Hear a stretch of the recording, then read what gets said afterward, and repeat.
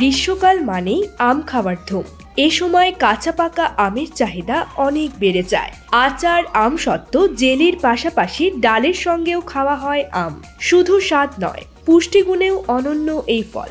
আমে পর্যাপ্ত পরিমাণে ভিটামিন সি, ক্যালসিয়াম, আয়রন এবং ভিটামিন বি পাওয়া যায়।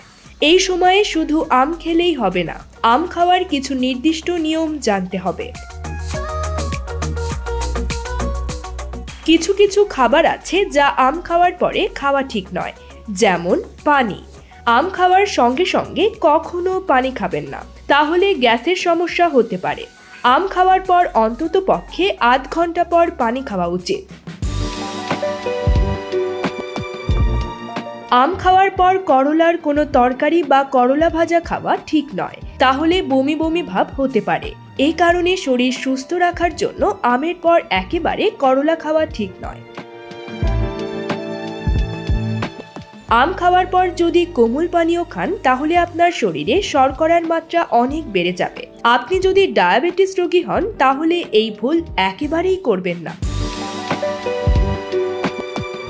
পুষ্টিবিদরা বলেন আমের পর দই খাওয়া একেবারেই উচিত নয়, কারণ তাহলে শরীরের শর্করার ভাগ অনেকাংশে বেড়ে যায়। এর ফলে শরীরের ভারসাম্য নষ্ট হয়ে যায়, বিষক্রিয়াও হতে পারে।